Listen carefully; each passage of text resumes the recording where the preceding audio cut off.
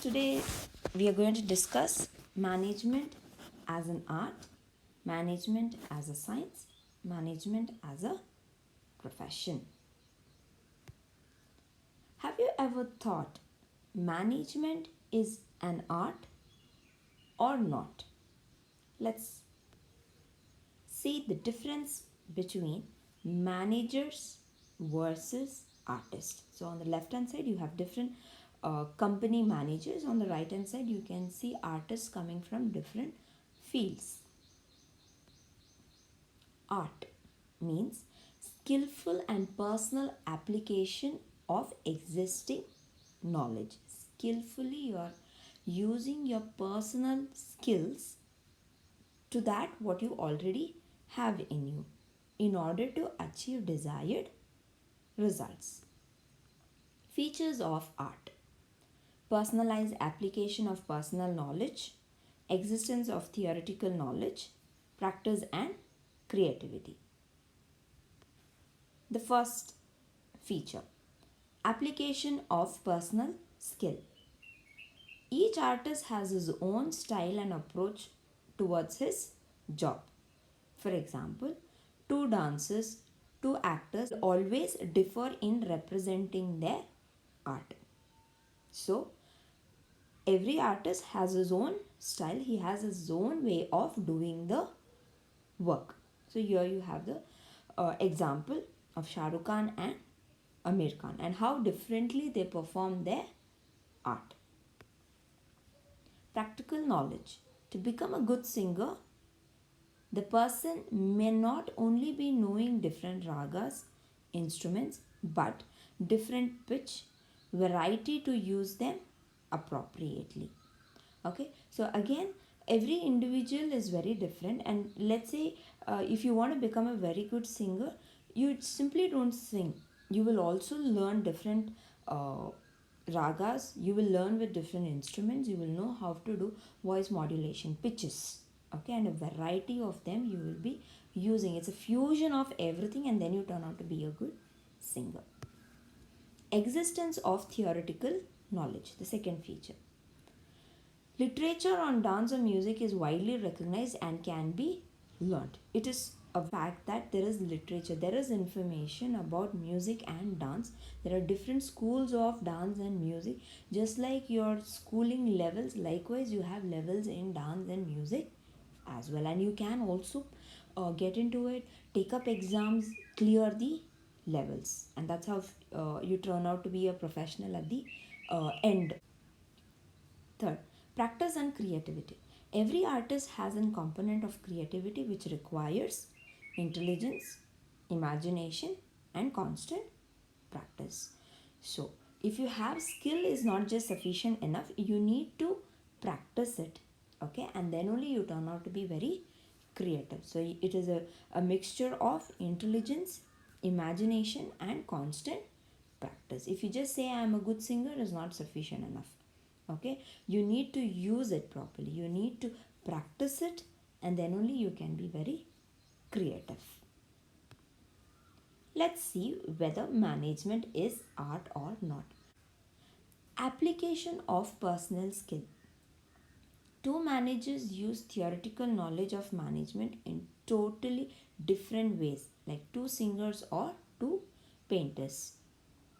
Like in any art, in management too, a manager applies his acquired knowledge in a personalized and unique manner. Students of management also apply these principles differently depending on how creative they are after long practice. So we have understood that like two singers and two painters, each one of them has his own way of applying his knowledge. So definitely yes, management also uses these principles, okay, depending upon the situation, and they turn out to be very creative in every situation or the task that they are handling. Practice and creativity. Based on continuous practice and creativity, like any other art, a manager, after studying various situations, formulates his own theory for use in a given situation. This gives rise to different styles of management. Management satisfies these criteria as a manager gains experience through regular practice and becomes more effective.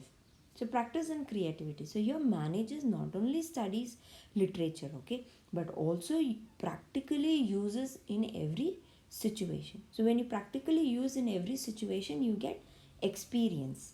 Every project is like a case study for you, and you become proficient.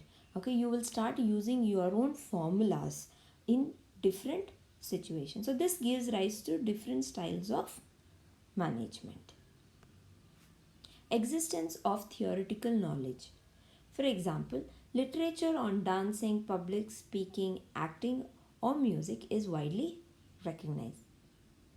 As an art, in management too, there is a lot of literature available in various areas of management which the manager has to specialize in, like marketing. HRM stands for human resource management, etc.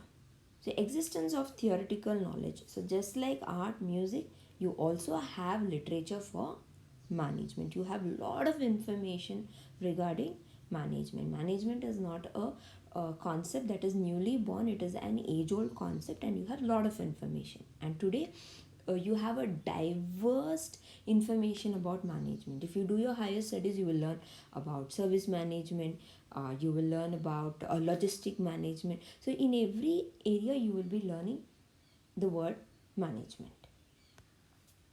So to conclude, we can say all the features of art are present in management. Therefore, management is an art of getting things done by others. So we can say that management is an art of getting things done from others. Now let's see, management is science or not. Science means systematic body of knowledge that explains certain general truths or the operations of general laws. Science, definitely, yes, you would have done it in your lower classes. You would have learned about Newton's law, you would have heard about Einstein, you would have learned about Charles Darwin. So multiple people have tried to explain to us the general truth about science. Features of science: based on experimentation, universal applicability, systematic body of knowledge. Based on experimentation, developed through observation and then tested through repeated experimentation. Example, it is not vapor, it is water boiled at 100 degree converts into vapor. Like Thomas Alva Edison has done multiple experimentation in order to give, to come out with an idea of light. Universal validity. Applicability of science results shows same result under given condition. Example, H2 plus O2 is equal to HO2. Let me give you a little more simplified example. Like if you take a ball, okay, and just throw it up in the air, it does not stay in the air. It definitely falls down. So this is universal. You go around the world, you take a ball, you throw it in the air, it will definitely come down. So given at any situation, the result is the same. So we can say it is universally valid. Systematic body of knowledge. Principles are based on cause and effect relationship. For example, when metals are heated, they are expanded. Effect relationship, for this I will give you the Newton's law of gravity. One of the laws says that for every action there is equal and opposite reaction. So there is cause and effect relationship. Let's see whether management is science or not. Based on experimentation and observation. Like science, management principles are derived through observation and repeated experimentation. However, Since management deals with human whose behavior is difficult to understand and are not capable of being accurately predicted. Therefore, management can be called as an inexact science or a social science. So this slide tries to tell us that it management is not exactly science. Okay, it is not pure science. Okay, it is just an inexact science or a social science. The reason is because management deals with human beings and it is very difficult to understand the behavior of a person because human beings behavior keeps on changing. You use the word called as mood swings. Suddenly you are happy, suddenly you are crying, suddenly you are laughing. So it is very difficult to predict your behavior. No universal applicability. Principles of management, like principles of science, provide managers with certain standardized techniques that can be used in different situations. However, since the principles of management have to be modified according to a given situation, their application and use is not universal. So, this feature of science is not fully present in management. So, like science, in management, there is no universal applicability. You would have learned this under the characteristics of management. Management is universal, but the way you get things done from others differs because of their history, culture.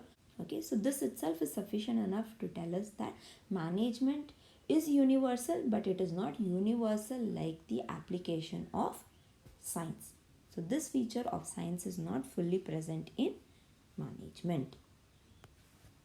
Systematic body of knowledge. Like science, management is a systematic body of knowledge with its own theories and principles that have developed over a period of time. So this feature of science is present in management. So we can say that there are certain principles, there are certain theories that have been developed over a period of time and it is being successfully used even till today. So now we can say yes, management is a science. So we can conclude that not as exact as that of sciences as it deals with human beings which keep on changing and it is very difficult to predict their behavior accurately. It is more of like a soft science or a flexible science. That is, its theories and principles may produce different results at different times and therefore it is a behavior science. So now let's see, management is profession or not. Profession includes those activities which require special knowledge and skill to be applied by individuals. For example, lawyers, doctors, etc. Features of profession: service motive, well defined body of knowledge, ethical code of conduct, association of professional, restricted entry. Service motive: the basic motive is to serve their clients' interest and society by giving better service.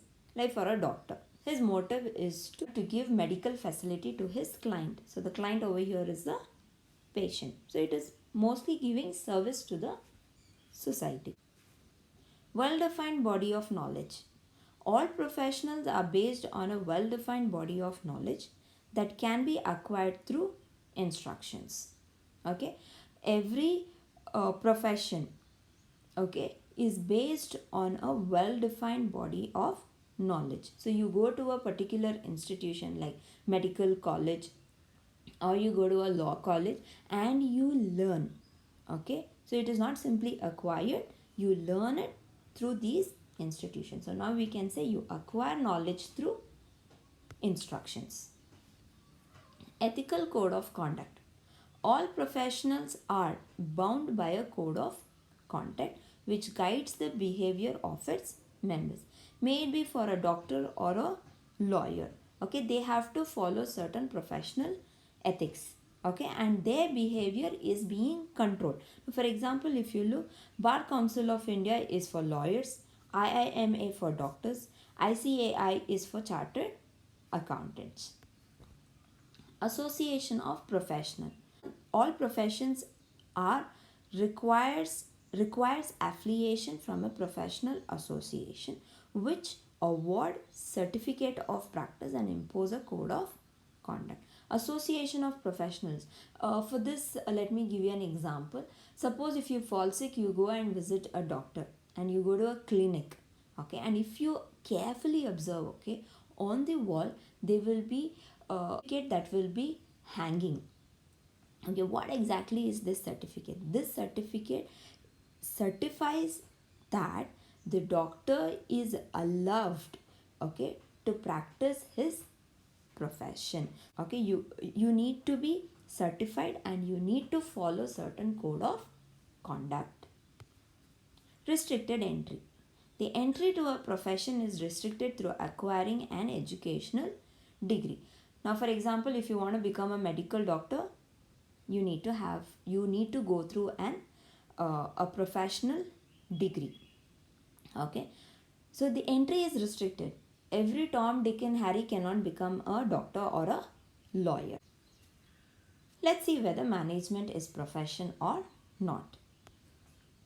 Management not considered a fully fledged professional like law or medicine. That's a question mark for us.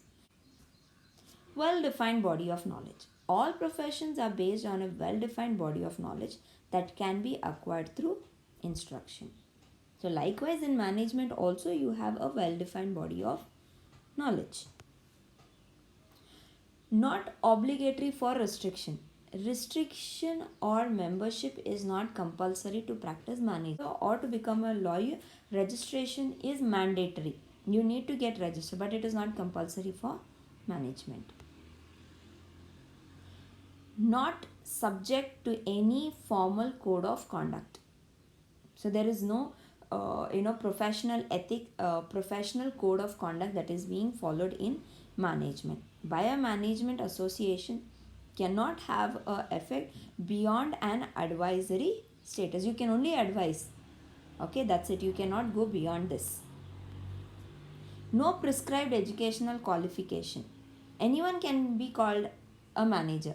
Let's say if you're doing your own business, okay, and you have very minimum knowledge. Let's say you are a 10th pass or a 12th pass, but you have a knowledge of doing business. You are called the boss, you are called the manager of your business. So there is no need to have a definite educational qualification. Profit motive. The basic purpose of management is to help organization achieve profit, not social welfare. In profession, you're rendering service. Okay, from your clients you can collect only consultation fees. Management is the very purpose of an organization is to achieve profit. Is management becoming a profession? Yes, management is becoming a profession. This can be seen emerging trends in business. All big companies appoints professional managers at all levels. For example, the CEO of the company, or you will call the board of directors, like sales manager, marketing manager, human resource manager, a supervisor. So every company will have a different professional managers being placed at different levels of management. Like many Indian companies take initiative to replace family members by professional managers. So let's say you have a family business, instead of you doing it, you will appoint a professional who will take care of your business. So now you can say that yes, management is a profession. So to conclude, we have understood that management is an art, management is a science, and management is a profession. Thank you.